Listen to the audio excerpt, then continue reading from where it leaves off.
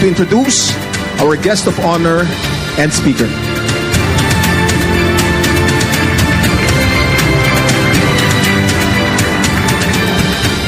Maraming salamat po. Before I introduce the President, I'd like to congratulate SM family for having this biggest rooftop installation in the country so far. Because I'm quite sure other installations will become upcoming.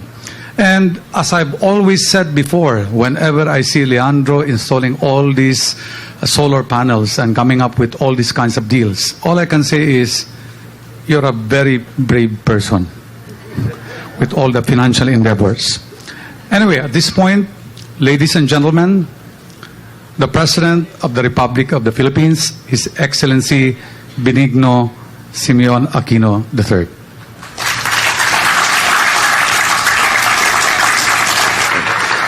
Salamat po. Mabuo tayo na. Speaker Sonny Belmonte, Secretary Cotpetilla, Senator Lauren Legarda, Mr. Hans C., Ms. Tessie Sicoson, Mr. Leandro Leviste, Ms. Ana Marie Garcia, Congressman Boy Calalay, Mayor Herbert Bautista, Vice Mayor Joy Belmonte, Mr. Alfonso C., executives and employees of SM and Solar Philippines, fellow workers of government, honored guests, ladies and gentlemen, good morning. The success that the SM Group has achieved through the years is unquestionable. Your malls, residential and office buildings, hotels, convention centers are scattered throughout the archipelago, and even on foreign shores. Thus, it is encouraging to see the innovation and strategic clarity that has served your business so well used in endeavors, with the commendable goal of minimizing environmental impact. This is why we are here today, to mark another milestone in SM's history with the launch of the solar power system that will make SM City North EDSA the very first SM mall in the Philippines to become solar powered. I'm told that last year you were able to energize SM Xiamen in China with 1.1 megawatts of solar energy through 3,740 panels. The system we have just launched is even bigger with 5,760 solar panels and is expected to generate 1.5 megawatts of solar energy, which I'm told can cover 5% of this mall's average consumption per day. Given the amount of energy that the mall requires to run, such a percentage will generate savings of about 2 million pesos a month. We are aware that you are no stranger to initiatives like this, from moving to the use of non-fluorocarbon refrigerants to reducing the electricity consumption of 27 malls by 30.6 million kilowatt hours in the span of a year, from participating in the interruptible load program and helping to free up power when supply is tight, to this solar rooftop project. SM is indeed deservedly becoming recognized for its good practices in energy and environment. This is significant in light of the challenges that will confront our energy sector in the near future. Most of you may be aware of current projections. If we do not adjust accordingly, Luzon might experience a shortage of a minimum of around 300 megawatts to a maximum of 1,000 megawatts next summer. This is not a challenge the national government can overcome alone, which is why we are all working with all sectors to address this issue. For example, through the interruptible load program, the SM Group will load 57.9 megawatts during critical times when supply falls short of demand. This might not be enough to address that shortage, but it is indeed a very significant step forward and will hopefully spur other businesses to follow suit. Rest assured that government is doing everything in its power to overcome this challenge. Just recently, the House of Representatives Committees on Energy and Ways and Means approved a joint resolution authorizing the national government to contract additional generating capacity to prevent this shortage. We are hopeful that both the House and the Senate will approve the joint resolution we requested sooner rather than later in order to give the national government enough time to contract the necessary reserves. In the long term, our goal remains the same: to ensure a reliable, preferably clean, and reasonably priced power supply. We are on our way towards achieving that goal. From 2014 to 2018, an additional 5,098 megawatts are expected to come online nationwide, while government continues to encourage investments into power. Renewable energy is something we have all wanted to maximize. However, two limitations present themselves. First, that renewable energy sources are yet unable to provide what is called baseload power, which is the power requirement society needs day in and day out.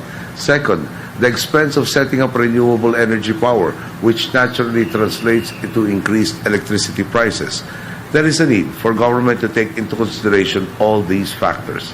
For instance, how do we ease the financial burden on our countrymen while ensuring that we have enough power for our homes and industries?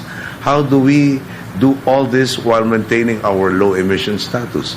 Our goal, to diversify the energy mix and strike the right balance between renewable and traditional sources of energy.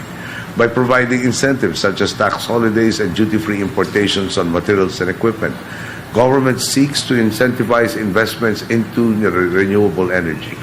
Just last May, we inaugurated the San Carlos Solar Energy Plant, which is the first large-scale, commercially financed and commissioned solar power plant in the Philippines under our administration.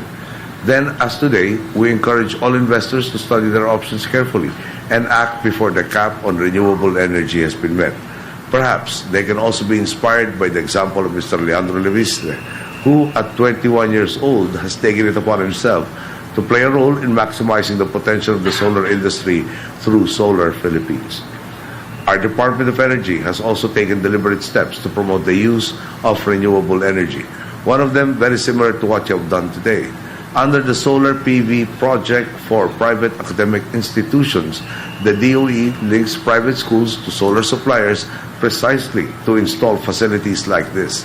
For the first few pilot areas under the project, schools did not have to shell out a single peso for the purchase and installation of their solar panels, which suppliers also maintain over the contract term of 15 years.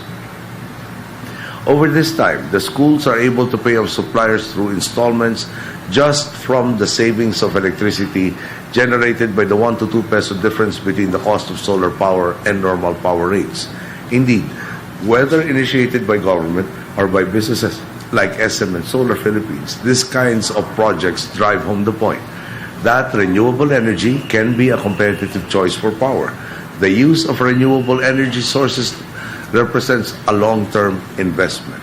It plays to our country's strengths, provides insulations from fluctuations on the international oil market, and thus allows us to be more self-sufficient, generates savings in terms of electricity costs, and also contributes to the preservation of the environment and mitigates the effects of climate change. It is because of this that I'm glad to hear that SM also plans to install solar panels in SM Dasmariñas and the Mall of Asia. Of course, it is my hope that you do not stop there, that eventually every building that boasts an SM logo will have the same kind of solar facilities. These are the kinds of decisions that show your corporation's awareness of its responsibility to the environment and the society in which it operates. I congratulate you on this project and express the firm hope that you will apply the same principles not only to more energy-related endeavors, but also and more importantly to every aspect of the way SM does business. Thank you. Good day. Thank you, Mr. President, for that inspiring speech, and thank you so much to everyone for being part of this incredible event.